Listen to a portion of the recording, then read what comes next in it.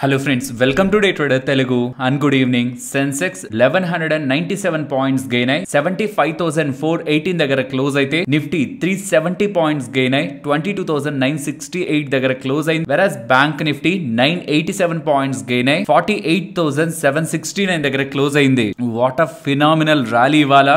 Nifty from lows 420 points పెరిగింది and Bank Nifty ఏకంగా 1000 points దగ్గరగా పెరిగింది. ఫ్రెండ్స్ ఇవాళ మార్కెట్స్ అయితే భారీగా పెరిగాయని మనం మాట్లాడుకుంటాం కానీ పోర్ట్ఫోలియో స్టాక్స్ పెద్దగా మీకు పర్ఫార్మ్ చేసి ఉండకపోయిండొచ్చు because small cap stocks and mid cap stocks కేవలం 0.5% పెరిగాయి. సో ఇవాళ భారీగా మార్కెట్లు పెరిగాయని కనిపిస్తూ ఉండొచ్చు బట్ ప్రాబబుల్లీ పోర్ట్ఫోలియో ఉన్న స్టాక్స్ సైలెంట్ గా ఉండొచ్చు బట్ దాన్ని పెద్దగా పట్టించుకోకండి బికాస్ రీసెంట్ టైమ్స్ లో ఎక్కువగా small and mid cap stocks compared with Nifty పెరిగాయి. ఇప్పుడు లార్జ్ క్యాప్ స్టాక్స్ పెరుగుతున్నాయి. ఇవాళ ఎందుకు మార్కెట్స్ ఇంతలా మూవ్ అయ్యాయి ఇది నాకు తెలిసి నిన్న మొన్నటి నుంచి మనం చెప్పుకుంటూ రావట్లేదు. గత వారం రోజుల నుంచి ఎఫ్ఐఎస్ యొక్క షార్ట్స్ హెవీగా సిస్టమ్ లో ఉన్నాయి. ఈ పాయింట్ లో ఏ చిన్న పాజిటివ్ అప్డేట్ వచ్చినా సరే షార్ట్స్ కవర్ అయ్యే ప్రయత్నంలో మార్కెట్ భారీగా పెరగచ్చు. ఆల్ టైమ్ హైస్ అబోవ్ వెళ్తుందని నేను ఎక్స్పెక్ట్ చేస్తున్నాను. మీ ఒపీనియన్ ని కూడా కామెంట్ సెక్షన్ లో చెప్పండి అని నిన్నటి వీడియోలో కూడా నేను మిమ్మల్ని అడిగాను. ఫ్రెండ్స్ మనం అనుకున్నామని మార్కెట్ జరగలేదు.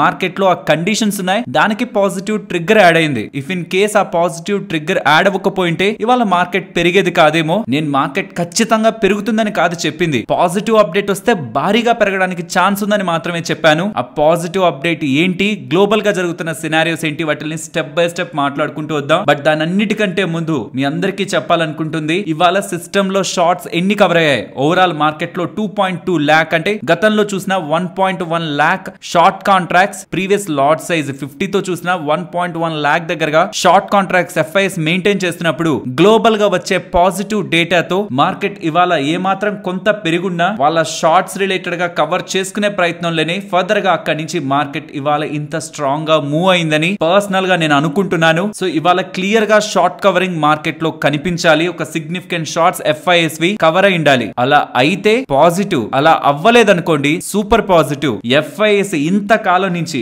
ఎఫ్ఐఎస్ ఒక క్యాష్ మార్కెట్ డేటాను గమనించండి. ఇంత కాలం నుంచి ఆన్ డే వైజ్ గా చూసినా డౌన్ సైడ్ మీకు కనిపిస్తున్నదంతా ఎఫ్ఐఎస్ ఒక సెల్లింగే. మంత్లీ వైజ్ డేటాను చూసినా జస్ట్ మే నెలలోనే 38,000 కోట్లు అండ్ ఏప్రిల్ నెలలో 35,000 కోట్లు ఇలా లాస్ట్ 2 నెలల నుంచి భారీగా సెల్ చేస్తున్న సిగ్నిఫికెంట్ షార్ట్స్ ఇంకా అలానే మార్కెట్ లో ఉంటూ ఒకవేళ మార్కెట్ ఆల్ టైమ్ హైస్ కి వచ్చింది అనుకోండి నో డౌట్ కమింగ్ డేస్ లో మార్కెట్ 23,500 కూడా ఈవెన్ ఎలక్షన్ రిజల్ట్స్ ని జీరోలో పెట్టి చూస్తే నెగిటివ్ గా కాదు జీరోలో పెట్టి మార్కెట్ ఎక్స్పెక్టేషన్స్ కి నియర్ గా వచ్చి చూసినా ఇంత సిస్టమ్ లో స్టిల్ ఇంకా షార్ట్స్ అలానే ఉంటే మాత్రం ఇంకొక 400-500 పాయింట్ ర్యాలీ మార్కెట్ లో ఈజీగా పాసిబుల్ అవుతుంది అనేది నా పర్సనల్ ఒపీనియన్. ఇది ఎప్పుడు ఇవాల్టి ర్యాలీ షార్ట్ కవరింగ్ ర్యాలీ కాకపోతే బట్ నేనైతే షార్ట్ కవరింగ్ ర్యాలీ అనుకుంటున్నాను. మినిమం 30,000-40,000 దగ్గరగా షార్ట్స్ కవర్ అవుతాయని అనుకుంటున్నాను. అలా అయితే ఓకే బట్ అవ్వకపోతుంటే అది ఒక సూపర్ పాజిటివ్. ఫ్రెష్ బయింగ్ తోనే ఇవాళ మార్కెట్ ఇంతలా ర్యాలీ అయింటే మాత్రం అది ఫర్దర్ గా investors and traders upside కే మార్కెట్ వెళ్తుందన్న ఒక సినారియోని డెవలప్ చేసుకోవడానికి మనకి యూజ్ అవుతుంది. పెరిగిపోయిన తర్వాత పాజిటివ్ గా, పడిపోయిన తర్వాత నెగిటివ్ గా కామన్ గా మీరు ప్రతి చోట వింటూనే వస్తుంటారు. బట్ ఐ సజెస్ట్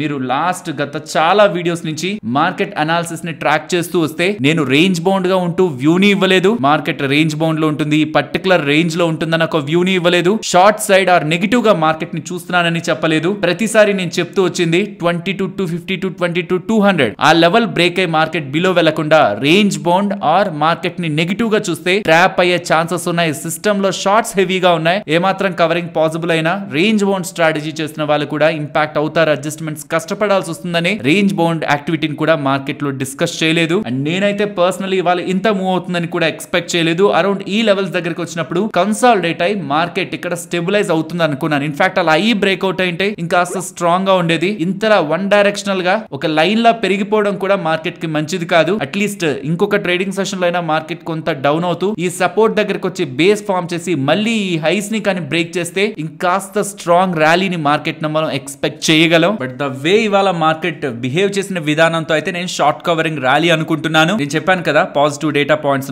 చెప్తాను అని, అందులో ఒక్కొక్కటిగా మాట్లాడుకుంటూ వద్దాం. నేను నిన్నటి వీడియోలోనే మార్కెట్ క్లోజ్ అయ్యాక వచ్చిన కొన్ని డేటా పాయింట్స్ ని చెప్పాను. ఫస్ట్ అవి ఎక్స్ప్లెయిన్ చేస్తాను. ఫస్ట్ ఇది ఆర్బీఐ యొక్క డివిడెండ్ నిన్నటి వీడియోలో చెప్పాను. ఎస్టిమేట్స్ కంటే బడ్జెట్ లో ఉన్న ఎస్టిమేట్స్ 1,00,000 కోట్ల డివిడెండ్ ఇస్తుంది ఆర్బీఐ గవర్నమెంట్ ఆఫ్ ఇండియా కానీ ఇప్పుడు 2,11,000 కోట్ల దగ్గరగా డివిడెండ్ ఇచ్చారంటే 107% ఎక్స్పెక్టేషన్స్ కంటే అబోవ్ ఇచ్చారు. అండ్ అంతకు ముందు ఫైనాన్షియల్ ఇయర్ తో కంపేర్ చేస్తే 142% దగ్గరగా డివిడెండ్ ఎక్కువగా ఇచ్చారు. ఇప్పుడు గవర్నమెంట్ కి డివిడెండ్ వెళ్ళడం కారణంగా వచ్చే అడ్వాంటేజ్ ఏంటి?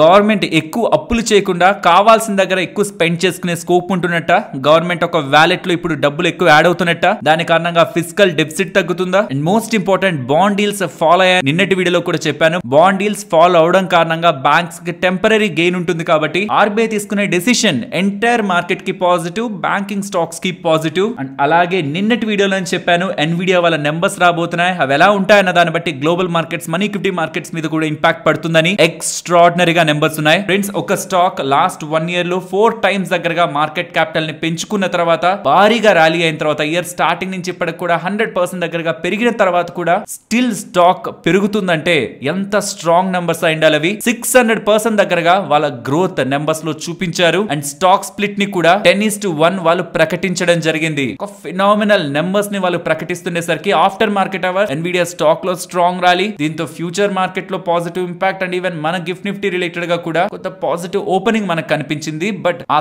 తర్వాత నుంచి ఆ పాజిటివ్ డేటా పాయింట్స్ ఎలాగో వచ్చాయి, షార్ట్ సిస్టమ్ లో ఎక్కువ ఉన్నాయి. తర్వాత ఆ షార్ట్ కవరింగ్ రిలేటెడ్ గా వచ్చిన మూవ్ సిగ్నిఫికెంట్ గా మార్కెట్ ని హైయర్ కి తీసుకువెళ్ళింది అనేది పర్సనల్ ఒపీనియన్. సో 2 points మాట్లాడుకున్నాం, ఆర్బీఐ ఒక డివిడెండ్, ఎన్విడియా నెంబర్స్, సారీ 2 కాదు 3, థర్డ్ వన్ వచ్చి మనకి షార్ట్స్, సిస్టమ్ లో షార్ట్స్ ఉండడం కూడా ఇవాల్టి మార్కెట్ కి మెయిన్ రీజన్. దీంతో పాటు నిన్న ఫెడ్ మినిట్స్ మీటింగ్ అప్డేట్ వచ్చింది, మీరు గమనించవచ్చు ఇక్కడ స్క్రీన్ పైన. ఫ్రెండ్స్, మార్చి నెలలో మనకి ఎలాంటి సినారియో ఉంది, మార్చ్ మంత్ మీరు ఫెడ్ మీటింగ్ రిలేటెడ్ గా డేటాను ఒక్కసారి రీకలెక్ట్ చేసుకుంటే ఆ టైంలో ఫెడ్ చైర్మన్ కానీ అండ్ మిగతా మెంబర్స్ కూడా కొంతమంది ఏం చెప్తూ వచ్చారు, ఖచ్చితంగా ఇన్ఫ్లేషన్ అయితే తగ్గిపోతుంది, ఆ ఇన్ఫ్లేషన్ తగ్గే ప్రయత్నంలో 1-2 సార్లు సిపిఐ ఇన్ఫ్లేషన్ డేటా, ఇతర డేటా పాయింట్స్ నెగిటివ్ గా వస్తాయి. లాంగ్ టర్మ్ జర్నీలో రోడ్ పైన బంప్స్, కొంత ఇబ్బందులు తప్పవు, కానీ లాంగ్ టర్మ్ జర్నీలో అయితే ఇన్ఫ్లేషన్ తగ్గుతుందని నాకు ఎక్స్పెక్టేషన్స్ అయితే వచ్చాయి కదా. కానీ దాని తర్వాత కొద్ది రోజులకు వస్తున్న ప్రతి డేటా పాయింట్, ఎకానమీ పరంగా వస్తున్న డేటా పాయింట్ స్ట్రాంగ్ గా వస్తుంది, ఇన్ఫ్లేషన్ పరంగా వస్తున్న డేటా పాయింట్ కూడా స్ట్రాంగ్ గానే వస్తుంది. సో ఎకానమీ బాగా పెరుగుతూ ఇన్ఫ్లేషన్ కూడా అలానే పెరుగుతూ ఉంటే మరి ఫెడ్ వాళ్ళు వడ్డీ రేట్లని ఎందుకు కట్ చేయాలి? ఇన్ఫాక్ట్ అలానే కూడా ఎందుకు ఉంచాలి? పెంచొచ్చు కదా, ఎకానమీ ఎలాగో స్ట్రాంగ్ గా ఉంది, వడ్డీ రేట్లు పెంచినా ఎకానమీ పై ఇంపాక్ట్ ఉండదు, కానీ వడ్డీ రేట్లు పెంచి ఇన్ఫ్లేషన్ ని కంట్రోల్ చేయాలని ప్రయత్నించవచ్చు కదా.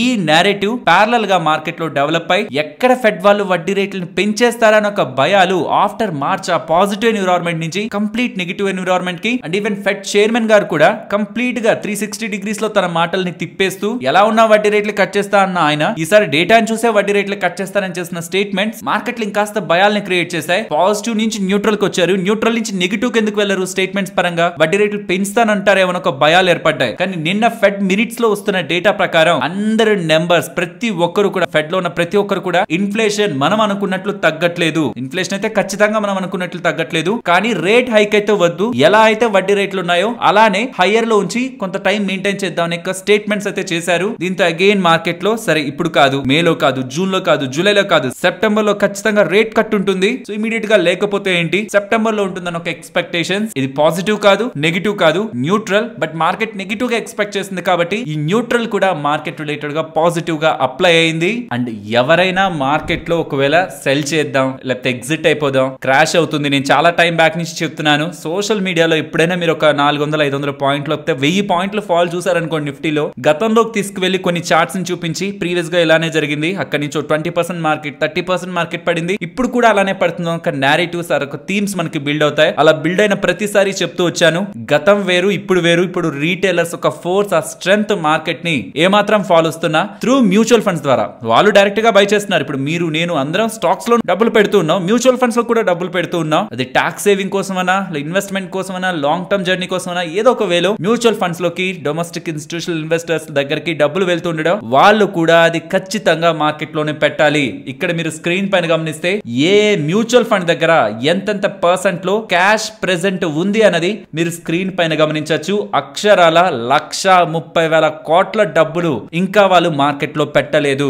రీటైలర్స్ డబ్బులే. అర్థమవుతుంది కదా రీటైలర్స్ ఎంత పెద్ద మొత్తంలో ఈ మ్యూచువల్ ఫండ్స్ లోకి, ఇన్స్టిట్యూషనల్ ప్లేయర్స్ కి డబ్బులు ఇచ్చారు. వాళ్ళు వద్దనుకున్నా సరే సెబీ రూల్స్ ప్రకారం సర్టైన్ లిమిట్ కి మించి క్యాష్ పొజిషన్స్ ని మెయింటైన్ చేయకూడదు, మార్కెట్ లో డబ్బులు పెడుతూనే ఉండాలి. అయినా మార్కెట్ ఎక్స్పెన్సివ్ వాల్యుయేషన్ లోకి వెళ్ళిపోయింది, కంఫర్ట్ లేదు, mid and small cap stocks too much గా ఎక్స్టెండ్ అయ్యాయి. ఇది కరెక్ట్ టైం కాదు అనుకొని వాళ్ళు డబ్బుల్ని ఎంత బయటికి తీద్దామని చూస్తున్నా, ఎంత రిజర్వ్స్ ని పెంచుకుందామని చూస్తున్నా, ఫర్దర్ గా వెళ్తున్న డబ్బులతో కూడా వాళ్ళు అలా రిజర్వ్స్ ని మెయింటైన్ చేయలేరు. కాబట్టి ఎట్ సర్టైన్ పాయింట్ వాళ్ళు అది ఖచ్చితంగా మార్కెట్ లోనే డబ్బులు పెట్టాలి. కాబట్టి వస్తున్న ఎవ్రీ ఫాల్ లో కూడా నాకు తెలిసి డొమెస్టిక్ ఇన్స్టిట్యూషనల్ ఇన్వెస్టర్స్ చాలా యాక్టివ్ గా బై సైడ్ ఉంటున్నారు. కాబట్టి ఈ ట్రెండ్ ని కూడా గమనించండి. క్యాష్ మార్కెట్ లో మంత్లీ డేటాను చూడండి, ఎప్పుడెప్పుడైతే ఎఫ్ఐఎస్ నెగిటివ్ గా టర్న్ అవుతున్నారో ఆ పాయింట్ లో పైన వైలెట్ కలర్ లో కనిపిస్తుంది కదా, అది డిఐఎస్ అంటే రీటైలర్స్ యొక్క మనీ. సో ఎఫ్ఐఎస్ ఎప్పుడెప్పుడైతే సెల్ సైడ్ ఉండి మార్కెట్ ని కొంత పుష్ చేద్దాం లేకపోతే వాళ్ళు ఎగ్జిట్ అవుదాం చూస్తున్నారో, దాన్ని కంప్లీట్ గా రీటైలర్స్ యొక్క మనీ బ్యాలెన్స్ చేస్తూ వస్తుంది సిగ్నిఫికెంట్ గా. సర్టైన్ టైమ్స్ ఎఫ్ఐఎస్ పెద్దగా సెల్ చేయకపోతున్న డిఐఎస్ మార్కెట్ లో స్ట్రాంగ్ గా బై చేస్తూ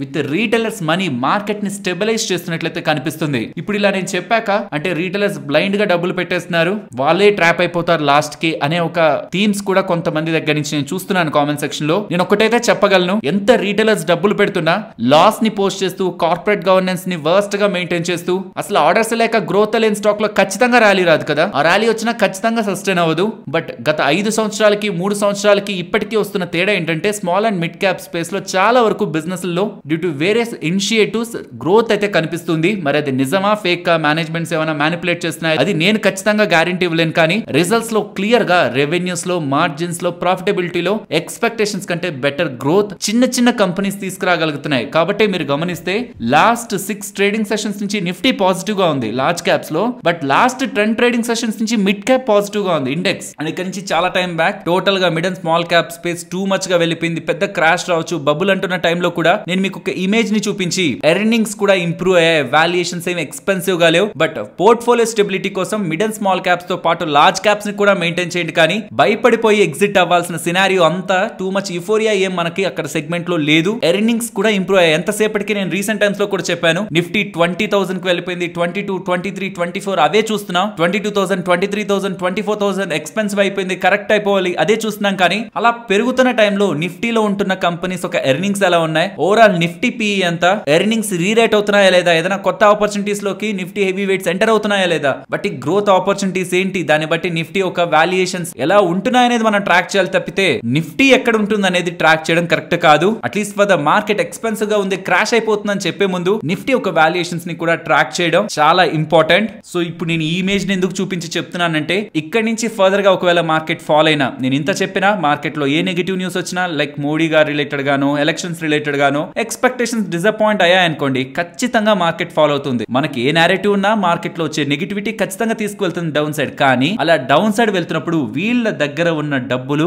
ఆపర్చునిటీ కోసం మార్కెట్ లోకి ఫ్లో అవుతుంది. So even for the next 5 years ఎవరైనా మార్కెట్ లో ఇన్వెస్ట్మెంట్ ఆపర్చునిటీస్ కోసం చూస్తున్నా ఇది బెస్ట్ టైం అనేది పర్సనల్ గా నా ఒపీనియన్. భయపడద్దు, నెగిటివ్ గా చూడొద్దు. Correction is an opportunity. Present Indian equity markets వరకు చెప్తున్నాను. ఏ డిప్ అయినా సరే మార్కెట్ లో కొని మీ దగ్గర డబ్బులు లేకపోతే క్వాలిటీ స్టాక్స్ లో మళ్ళీ ఏది పడితే అది కాదు, గాల్లో వస్తున్న వార్తలు నమ్మి డబ్బులు పెట్టద్దు. రిజల్ట్స్ చూడండి, బిజినెస్ ని ఎవాల్యుయేట్ చేయండి, మేనేజ్మెంట్ చెప్తున్నది వినండి. గ్రోత్ కనిపిస్తుందా లేదా బిజినెస్ లో వాటిల్ని స్టడీ చేసి మీరు డబ్బులు పెడుతూ ఉంటే ఫాల్ లో ఎవ్రీ ఫాల్ లో ఎంత ఫాల్ అవుతున్నా పెడుతున్నా ఫర్ ద నెక్స్ట్ 5 years మీరు చేస్తున్న పనిని మీరు రిగ్రెట్ అవ్వరు. సో సోషల్ మీడియాలో ఏ స్పెక్యులేషన్స్ అయినా కమింగ్ డేస్ లో నేను ఎందుకు ఇంత చెప్తున్నానంటే మేబీ ఎలక్షన్స్ రిలేటెడ్ గా నెగిటివ్ అవుట్కమ్ వచ్చినప్పుడు ఖచ్చితంగా మార్కెట్ లో మంచి ఫాల్ ఉంటుంది. అగైన్ చెప్తున్నాను, అది నాకు తెలిసి మనకి నెక్స్ట్ 2-3 years లో దొరికే ఒక బిగ్ ఆపర్చునిటీ. ఒకవేళ ఎలక్షన్ రిలేటెడ్ గా నెగిటివ్ డేటా వచ్చి బిగ్ ఫాల్ గాని కనిపిస్తే అది ఒక బిగ్ ఆపర్చునిటీ అన్న విషయాన్ని ఇన్వెస్టర్స్ గుర్తుంచుకోవాలి. బట్ సీరియస్లీ మార్కెట్ రిలేటెడ్ గా మొత్తం సెంటిమెంట్ ని మార్చింది అయితే అమిత్ షా గారు అనే చెప్తాను నేను.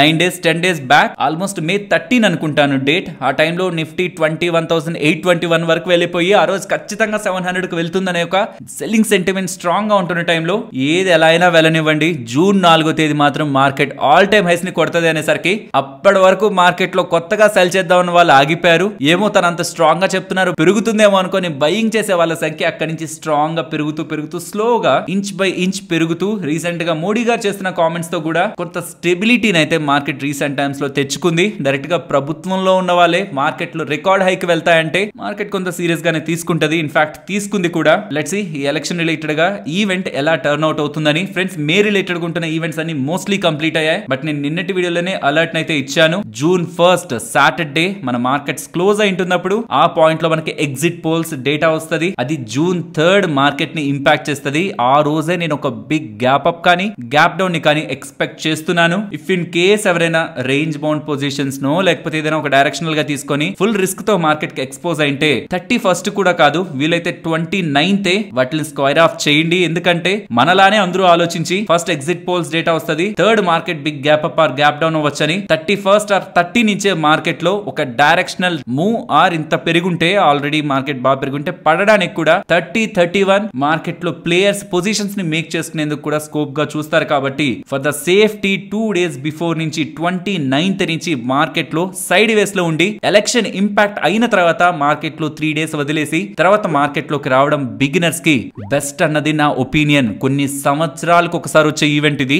నెలకు ఒకసారి వచ్చేది కాదు, 3 నెలలకు ఒకసారి వచ్చేది కాదు, సంవత్సరానికి 2 సంవత్సరాలకు వచ్చేది కాదు. కాబట్టి ఈ ఈవెంట్ కి కొంత ఇంపార్టెన్స్ ఎక్కువ ఉంటుంది. ఇన్ఫాక్ట్ మార్కెట్ అనుకున్నట్టు జరిగినా సరే బాగా పెరిగి అక్కడి నుంచి ఇంకా బాగా కరెక్ట్ అవడానికి, ప్రాఫిట్ బుకింగ్ తో మార్కెట్ ఓలటైల్ గా ఉండడానికి కూడా నెక్స్ట్ 3-4 days పాటు మార్కెట్ లో ఎన్విరాన్మెంట్ మెయింటైన్ అవుతుంది. కాబట్టి బిగినర్స్ ఆ టైంలో ఏదో రకంగా పొజిషన్స్ తీసుకొని డబ్బులు సంపాదించాలని ప్రయత్నిస్తే మాత్రం పెద్ద మొత్తంలో ట్రాప్ అవుతారు మార్కెట్ లో. అండ్ పర్సనలీ నా ఒపీనియన్, నేనైతే ఇవాళ ఇంతలా స్ట్రాంగ్ గా క్లోజ్ అవుతుందని అయితే ఎక్స్పెక్ట్ చేయలేదు. రేపటి సెషన్ లో ఒకవేళ డౌన్ సైడ్ కి వస్తుంటే టువర్డ్స్ 22,830, 840 మార్కెట్ లో స్టెబిలిటీ ఉండడానికి ఛాన్స్ ఉంది. నేనైతే ఈ జోన్ అంత ఈజీగా బ్రేక్ అయ్యి బిలో మార్కెట్ క్లోజ్ అవుతుందని అయితే ఎక్స్పెక్ట్ చేయట్లేదు. రీసెంట్ టైమ్స్ లో 22,200 అన్నాను, నిన్న 22,400 అన్నాను, బట్ ఇప్పుడు 22,700 బ్రేక్ చేసి మార్కెట్ బిలో క్లోజ్ అవ్వకుండా రేంజ్ బౌండ్ గా కానీ బేరిష్ గా కానీ మార్కెట్ లో నేను పొజిషన్స్ తీసుకోవాలనుకోవట్లేదు. ఇక్కడ నుంచి మార్కెట్ ఫర్దర్ గా అప్ సైడ్ కి వెళ్తే, నేను గతంలో కూడా ఈ లాజిక్ ని ఎక్స్ప్లెయిన్ చేశాను. ఏ రౌండ్ ఆఫ్ నెంబర్ దగ్గరికి వెళ్తున్నా అక్కడి నుంచి ఒక 1% అంటే 23,000 దగ్గరికి వెళ్తే అక్కడి నుంచి ఒక 1% అంటే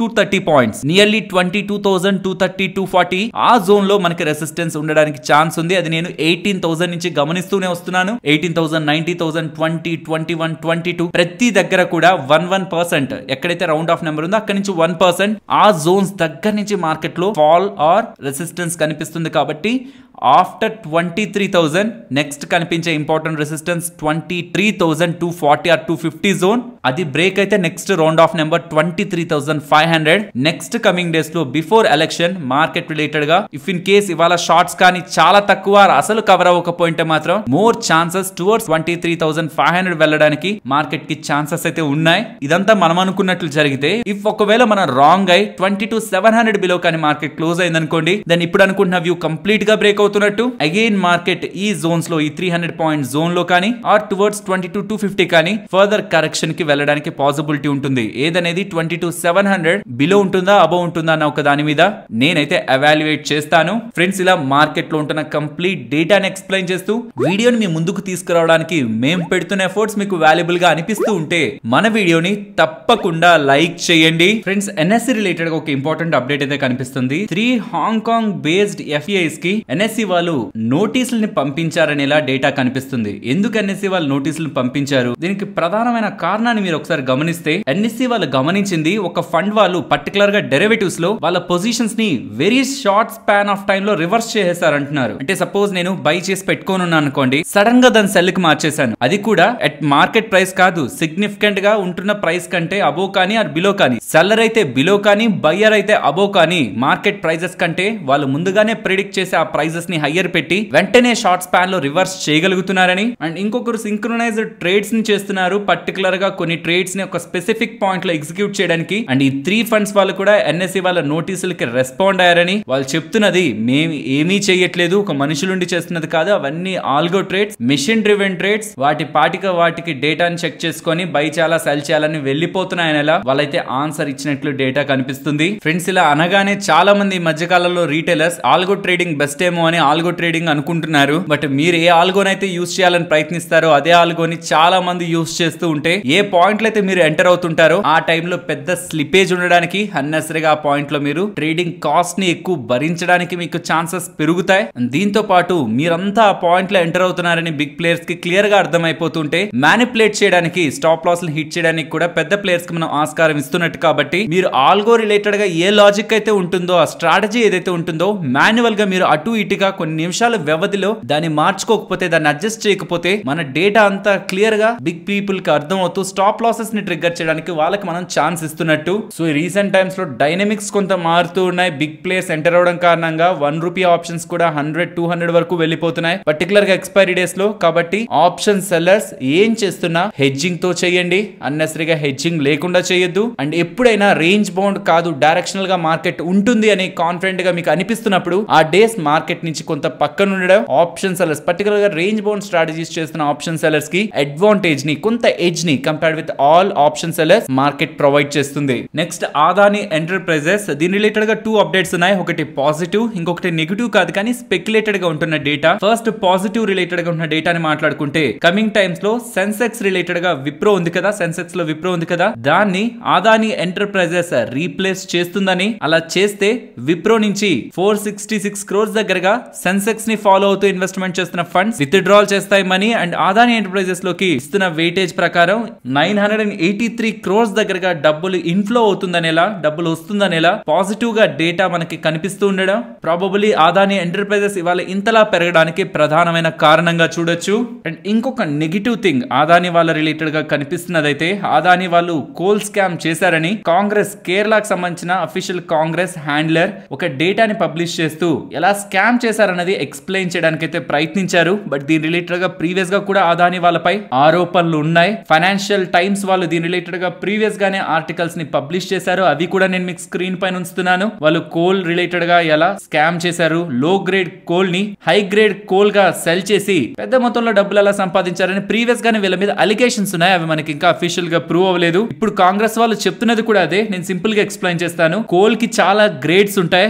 ఏ సోర్స్ నుంచి ఆ కోల్ వస్తుంది అండ్ ఆ కోల్ ఎంత ఎనర్జీని ప్రొడ్యూస్ చేస్తుంది, ఒక్కసారి అది కాలిన తర్వాత వస్తున్న ఎనర్జీ ఎంత ఎక్కువగా ఉంటుందన్న దాన్ని బట్టి గ్రేడ్స్ ఉంటాయి. ఎక్కువ ఎనర్జీ ప్రొడ్యూస్ అవుతుంటే గ్రేడ్ 1 అండ్ దాని నుంచి తగ్గుతూ ఉండే కొద్ది ఎనర్జీ గ్రేడ్ 17 వరకు కోల్ ఉంటుంది. సో అలా గ్రేడ్ తగ్గే కొద్ది ఎనర్జీ తగ్గుతుంది. అండ్ ఎనర్జీ తగ్గుతున్నప్పుడు దాని ద్వారా స్టీమ్ జనరేట్ అవ్వడం తగ్గుతుంది అండ్ ఎలక్ట్రిసిటీ జనరేట్ అవ్వడం తగ్గుతుంది. కాబట్టి డబ్బులు కూడా లో గ్రేడ్ కోల్స్ కి తక్కువే ఉంటుంది. కానీ ఇతర దేశాల నుంచి గ్రేడ్ 13 కోల్ ని 1753 రూపీస్ పర్ టన్ కి అదానీ వాళ్ళు కొనుక్కొని ఇండియన్ మార్కెట్ లో మాత్రం అది గ్రేడ్ 13 కోల్ కాదు, గ్రేడ్ 5 కోల్ లెక్కన 5607 పర్ టన్ లెక్కన అదానీ వాళ్ళు సెల్ చేసి వేల కోట్లలో లాభాలని సంపాదించారని కాంగ్రెస్ వాళ్ళైతే ఆరోపిస్తున్నారు. యాక్చువల్లీ లాస్ట్ 24 అవర్స్ లో అదానీ కోల్ స్కామ్ అని జస్ట్ మీరు ట్విట్టర్ లో సర్చ్ చేసి చూడండి. Multiple data points, multiple articles దీని రిలేటెడ్ గా మొత్తం ఇంటర్నెట్ కనిపిస్తూ ఉంటాయి. బట్ ఇది సర్ప్రైజ్ అవ్వాల్సిన థింగ్ అయితే కాదు. ఇది చాలా నెలల నుంచి మార్కెట్ లో ఉంటున్నదే. ఇన్ఫాక్ట్ దీని రిలేటెడ్ గా గతంలో కూడా మన వీడియోలో మాట్లాడుకున్నాం ఇలా ఆరోపణలు వస్తున్నాయని. బట్ దాని రిలేటెడ్ గా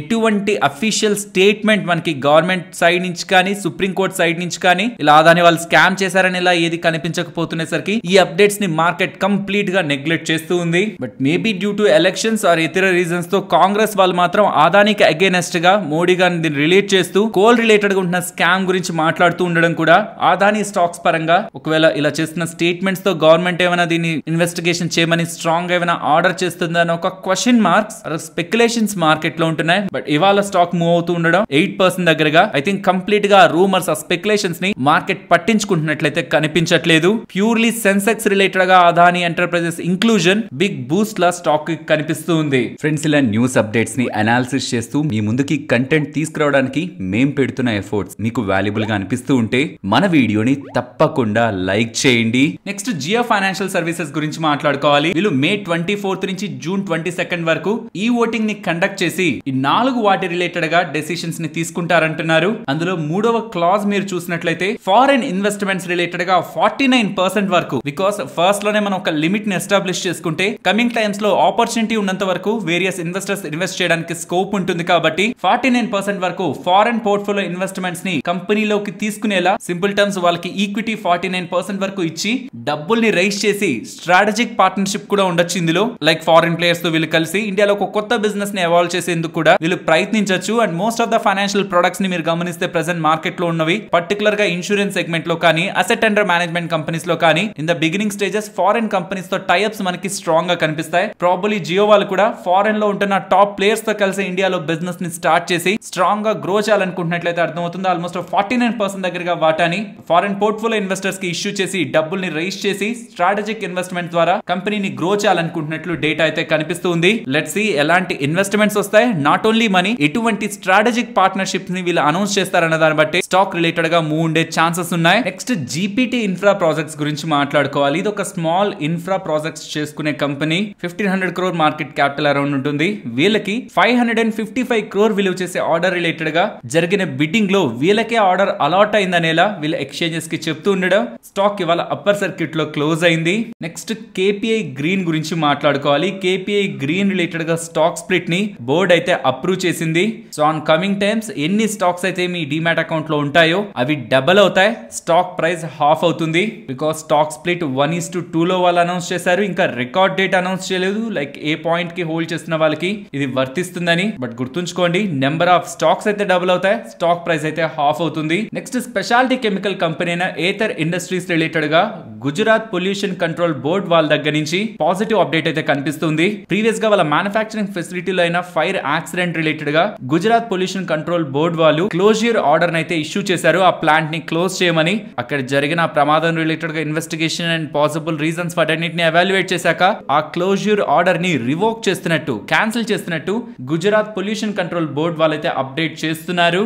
నెక్స్ట్ ఇవాళ గో డిజిట్ ఐపీఓ మార్కెట్ లో లిస్ట్ అయింది, కొంత ఫ్లాట్ గానే లిస్ట్ అయింది, ఆల్మోస్ట్ ఒక 5% దగ్గరగా గెయిన్స్ తో. 272 ఐపీఓ ఇష్యూ ప్రైస్ లిస్ట్ అయింది ఎన్ఎస్ఈ లో 286 కి, వెరాస్ బిఎస్ఈ లో 281 కి. Nearly 3% listing gains in BSE and 5% listing gains in NSE తో ఈ ఐపీఓ ఇవాళ మార్కెట్ లో లిస్ట్ అయి క్లోజింగ్ నాటికి 306 దగ్గరగా నియర్లీ 12% గెయిన్స్ తో క్లోజ్ అయింది. నెక్స్ట్ పిరమాల్ ఫార్మా గురించి మాట్లాడుకోవాలి. వీళ్ళకి యుఎస్ఏ లో లెగ్జింగ్టన్ లో ఉంటున్న మ్యానుఫ్యాక్చరింగ్ ఫెసిలిటీ రిలేటెడ్ గా ఇన్స్పెక్షన్ యుఎస్ ఎఫ్డిఏ వాళ్ళు చేస్తుండడం, ప్రీవియస్ గా ఉంటున్న నెగటివిటీని క్లియర్ చేస్తూ సక్సెస్ఫుల్ గా పాజిటివ్ గా ఈ ఇన్స్పెక్షన్ కంప్లీట్ అయిందనేలా వీళ్ళు ఎక్స్చేంజెస్ కి అప్డేట్ చేస్తుండేసరికి స్టాక్ ఓపెనింగ్ లో సడన్ గా ఒక 5-6% పెరిగిన ఓవరాల్ గా 2% దగ్గరగా గెయిన్స్ తో క్లోజ్ అయింది. నెక్స్ట్ లూపిన్ అండ్ సిప్లా గురించి మాట్లాడుకోవాలి. పర్టికులర్ గా దీని ఇంపాక్ట్ లూపిన్ మీద ఎక్కువ ఉంటుంది. బికాస్ బ్రీతింగ్ డిఫికల్టీ, శ్వాస తీసుకోవడంలో ఇబ్బంది పడుతూ ఉంటారు, షార్ట్నెస్ ఆఫ్ బ్రీత్ వస్తూ ఉంటుంది. వాళ్ళకి ఆల్బిటురాల్ సల్ఫేట్ అనే ఒక ఇన్హలేషన్ ని యూజ్ చేస్తుంటారు, aerosol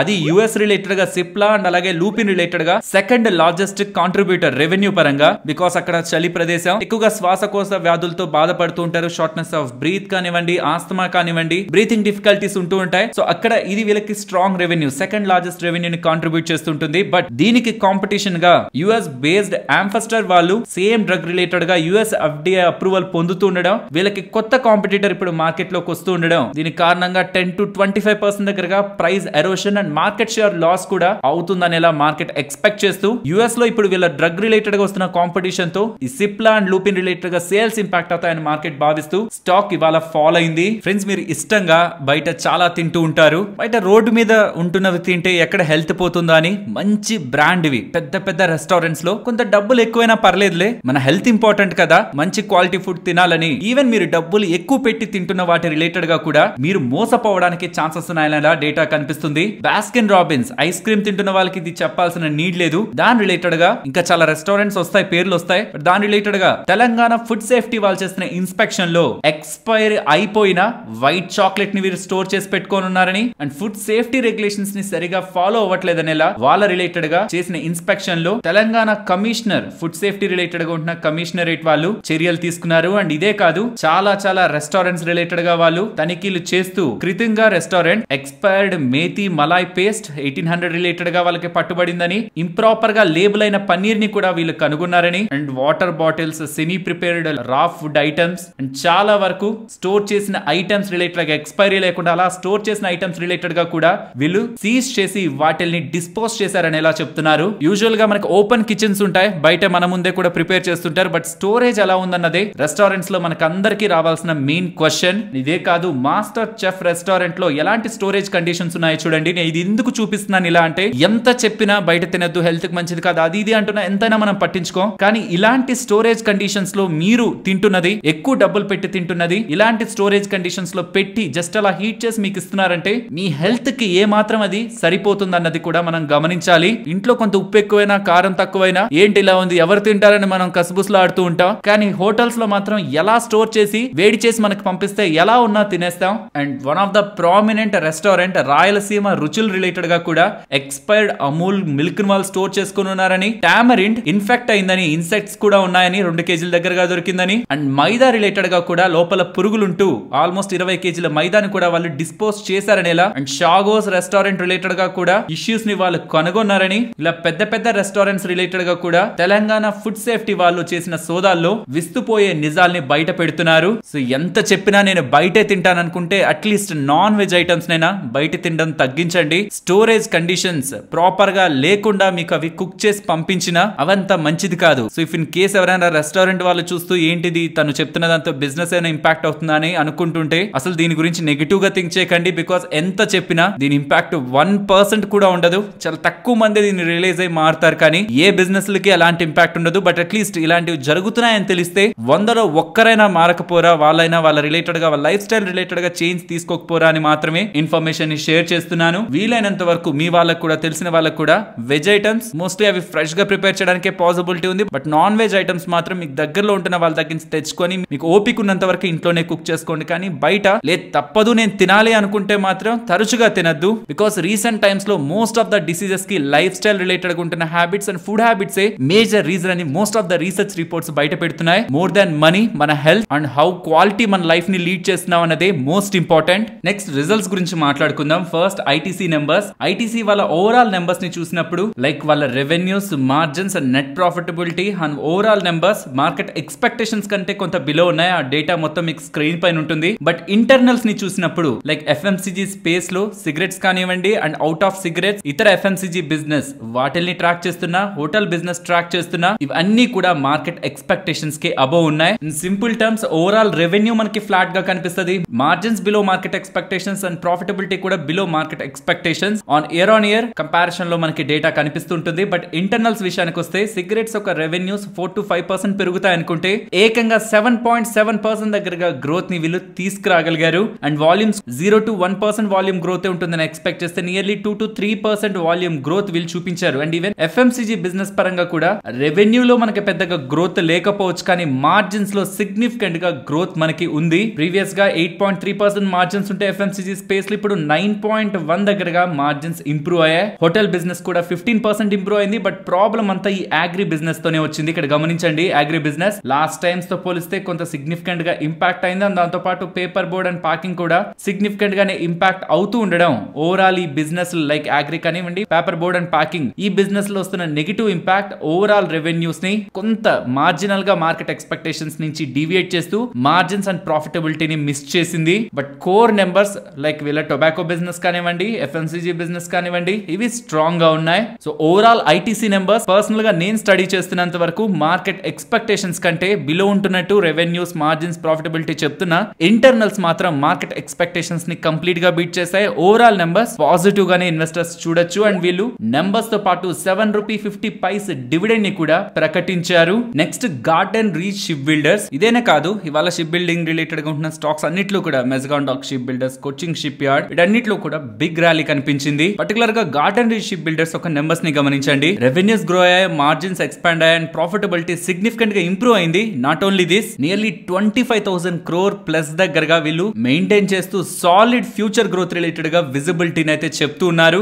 good numbers, strong order book and future revenue and growth visibility related గా మేనేజ్మెంట్ చేస్తున్న కామెంటరీ స్టాక్ ర్యాలీ రిలేటెడ్ గా, ఇదే కాదు ఎంటైర్ సెక్టర్ రిలేటెడ్ గా ఉంటున్న rally back important reason. Next Saregama numbers మీకు స్క్రీన్ పైన కనిపిస్తూ ఉంటాయి. ఆన్ క్వార్టర్ కంపారిజన్ మార్జిన్స్ లో వస్తున్న లిటిల్ డ్రాప్ తప్పించి రెస్ట్ ఆఫ్ ద నెంబర్స్ అంతా కూడా మార్కెట్ ఎక్స్పెక్టేషన్స్ కి అబోవ్ ఉంటున్నాయి. అండ్ రీసెంట్ టైమ్స్ లో కూడా స్టాక్ లో కొంత కరెక్షన్ కనిపిస్తూ ఉండడం. ఎందుకంటున్నానంటే ఇవాళ 14% స్టాక్ పెరిగింది. లాస్ట్ 1 month నుంచి మార్కెట్ పెరుగుతూనే ఉంది కదా, అయినా సరే ఇవాళ పెరిగిన 14% తో స్టాక్ 9% పెరిగినట్టు. సెల్సీ 14% తీసేస్తే స్టాక్ డౌన్ లో ఉంటున్నట్టు. So overall number recent too much rally అవ్వకపోతుండడం అండ్ మార్కెట్ ఎక్స్పెక్టేషన్స్ కి అబోవ్ నెంబర్స్ పోస్ట్ చేస్తుండడం స్టాక్ ఇవాళ ఇంతలా మూవ్ అయింది. నెక్స్ట్ పేజ్ ఇండస్ట్రీస్ వాళ్ళు జాకీ రిలేటెడ్ గా బిజినెస్ చేసే వీళ్ళు నెంబర్స్ ని పోస్ట్ చేశారు. నెంబర్స్ మార్కెట్ ఎక్స్పెక్టేషన్స్ కి బిలోనే ఉన్నాయి. క్వార్టర్ కంపారిజన్ లో ఆల్మోస్ట్ 19% దగ్గరగా డ్రాప్ వీళ్ళ రెవెన్యూస్ లో కనిపిస్తుంది. ఈవెన్ సేమ్ క్వార్టర్ బిజినెస్ లో వీళ్ళ మార్జిన్స్ డ్రాప్ అవుతున్నాయి, ప్రాఫిటబిలిటీ కూడా డ్రాప్ అవుతుంది. వెరాజ్ ఇయర్ కంపారిజన్ నెంబర్స్ బెటర్ ఉన్నాయి. బట్ ఇది మార్కెట్ ఎక్స్పెక్టేషన్స్ కంటే బిలో ఉంటున్నట్టే. అండ్ వీళ్ళు నెంబర్స్ తో పాటు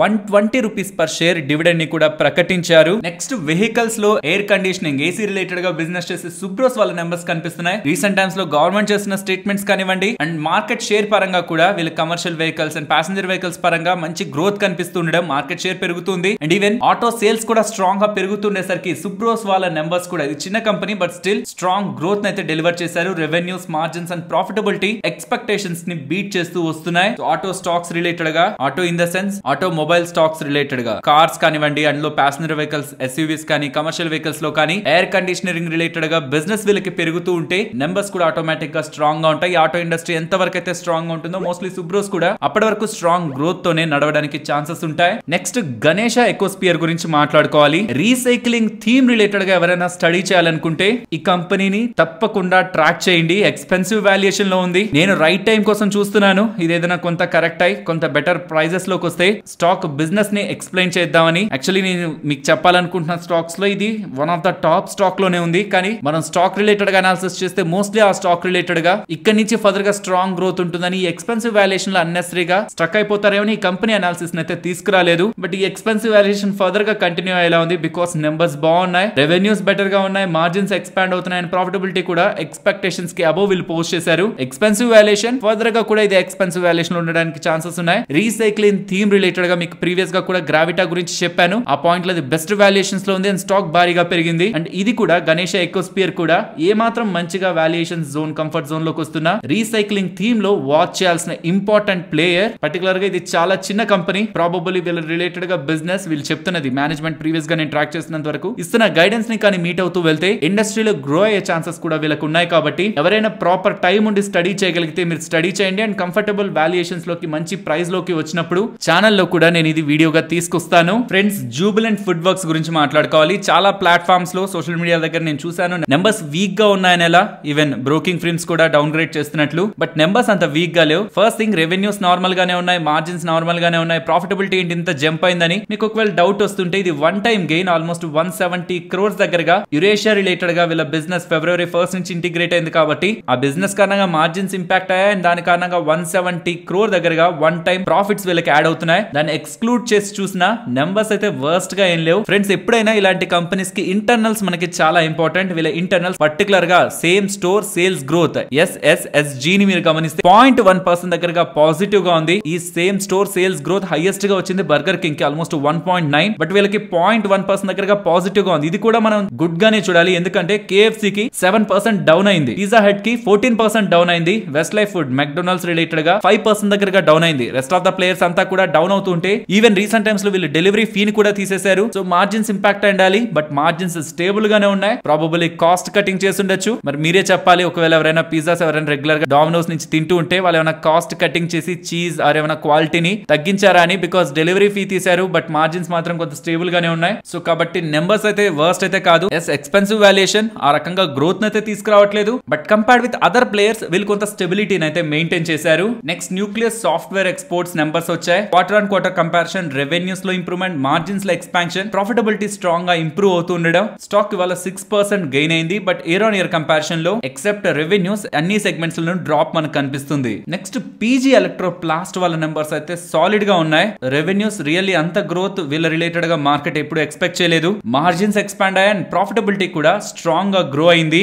నెక్స్ట్, నిఫ్టీ అలాగే bank Nifty support and resistance present అయితే ఇక హైయర్ లెవెల్స్ లో రెసిస్టెన్స్ అయితే డ్రా చేయలేదు. ఒక 1-2 డేస్ అయితే మనకి ప్రైస్ యాక్షన్ రిలేటెడ్ గా స్టెబిలిటీ వస్తుంది. మనకి లెవెల్స్ రిలేటెడ్ గా పివోట్స్ కానివ్వండి, Fibonacci extensions and other pivot points related గా, ఛానల్స్ రిలేటెడ్ గా మనకి ఇంకాస్త స్ట్రాంగ్ లెవెల్స్ అయితే మనం డ్రా చేసుకోవడానికి స్కోప్ ఉంటుంది. కాబట్టి లెట్స్ సీ మార్కెట్ ఇక్కడ కన్సాలిడేట్ అవుతుందా అని. లేదు, ఇది కూడా బ్రేక్ చేస్తూ అప్ సైడ్ కి వెళ్తూ ఈ లెవెల్స్ కానీ బ్రేక్ అయితే రేపు మార్నింగ్ ట్రేడింగ్ సెషన్ లో రెస్ట్ ఆఫ్ ద లెవెల్స్ ని కూడా ఇక్కడ నుంచి అప్ సైడ్ ఉన్న పాసిబుల్ రెసిస్టెన్స్ ని కూడా మీకు నేను టెలిగ్రామ్ లో అండ్ రేపటి వీడియోలోను షేర్ చేస్తాను. అండ్ డౌన్ సైడ్ కి వస్తుంటే 22,850 అబిలో 22,750 ఇంపార్టెంట్ లెవెల్స్ గా మనం గమనించవచ్చు. బట్ అది కూడా బ్రేక్ అయ్యి డౌన్ సైడ్ కి వస్తుంటే మాత్రం 22,680 to 22,700 ఆ 20 పాయింట్స్ జోన్ ని గమనించండి. ప్రాబబుల్లీ అదే మార్కెట్ రిలేటెడ్ గా ఇఫ్ నియర్ టర్మ్ లో మార్కెట్ అప్ సైడ్ కే వెళ్తుందనే ఒక కన్ఫర్మేషన్ మనకి ఇవ్వాలంటే అదే మార్కెట్ రిలేటెడ్ గా వెళ్ళి లో లెవెల్ అవ్వచ్చు. And coming to bank Nifty present ఉన్న లెవెల్స్ నుంచి డౌన్ సైడ్ 48,650 ఇవాళ మీరు ఒక స్ట్రాంగ్ సపోర్ట్ ని చూసుండొచ్చు. అండ్ ఫర్దర్ డౌన్ 48,468 ఇవాళ అప్ సైడ్ కి వెళ్తూ డౌన్ సైడ్ కి పుల్ బ్యాక్ అవుతున్నప్పుడు కూడా అది ఒక స్ట్రాంగ్ సపోర్ట్ గా యాక్ట్ అయింది. ఇది కానీ ప్రెసెంట్ ఉన్న లెవెల్స్ నుంచి కానీ బ్రేక్ అయ్యి అప్ సైడ్ కి వస్తే 49,50 అండ్ 49,370 మార్కెట్ పరంగా ఉంటున్న important resistance. And coming to market range, recent times లో రిపీటెడ్ గా చెప్తున్నది మళ్ళీ చెప్తున్నాను, మార్కెట్ బుల్లిష్ గా ఉంది. రేంజ్ మాట్లాడుకొని ఆ రేంజ్ లో మనం ఏం చేసినా లాస్ అయ్యే ప్రాబిలిటీ ఎక్కువ ఉంటుంది. కాబట్టి రేంజ్ డిస్కస్ చేయట్లేదు. ఇఫ్ ఏ మాత్రం కంఫర్ట్ రేంజ్ మార్కెట్ లో ఉంటుందని అనిపిస్తున్నా రేంజ్ డిస్కస్ చేస్తాను. మరొక ఇంట్రెస్టింగ్ వీడియోతో మళ్ళీ మీ ముందుకు వస్తాను. అంతవరకు టేక్ కేర్. జై హింద్.